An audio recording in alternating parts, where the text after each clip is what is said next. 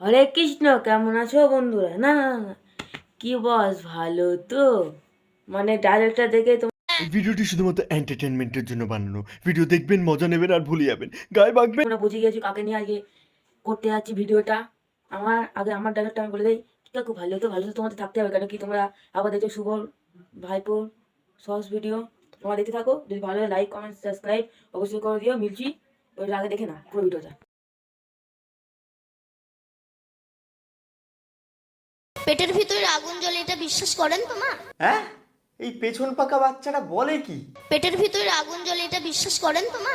বলেছিলাম বোন, এই সমস্ত ভণ্ডামিগুলো বন্ধ করে একটু স্কুলে ভর্তি হ। আমি তোমার কথা ভালো করে বুঝতে পেরেছি, কিন্তু যে যার ধান্দা সে ব্যস্ত। তুমি ওইদিকে ওর ভিডিওটা মানে টাকা ইনকাম করছো, আর ও ওদিকে ভিডিও বানাচ্ছে। তুমিও কন্টেন্ট বানাচ্ছো, ও ওদিকে ভিডিও বানাচ্ছে। ধান্দা করো, যে যার ধান্দা। লোকের চরকায় তেল দিও না, হয়তো বিপরীত হতে পারে। শুনিসনি, এই জন্য আলবাল ছোলার ডালের মতো যা পাচ্ছিস তাই বকে যাচ্ছিস।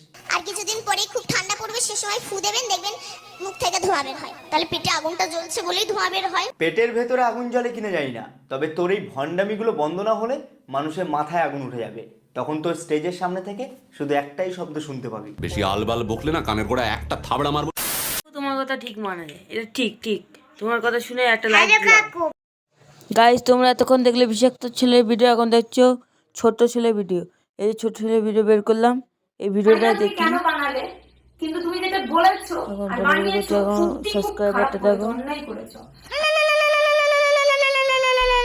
এই ভিডিওটি শুধুমাত্র এন্টারটেনমেন্টের জন্য বানানো। ঠিক। ভিডিও দেখবেন, মজা নেবেন আর ভুলে যাবেন, গায়ে বাঁকবেন না বাবা। কি বস, ভালো তো হয়ে গেছেন সুপ্রিম চ্যানেল ছোট্ট ছেলে। তো কিছুদিন আগে আমি একটা রোস্ট ভিডিও বানিয়েছিলাম, আর সেখানে বলেছিলাম এদের জীবনে দুঃখ কষ্ট বলে কিছু নেই ভাই, ইটস অল অ্যাবাউট ভিউজ। না হলে কি নিজের মা মারা যাওয়ার পর ঘাট কাজে গিয়ে এরকম রিলস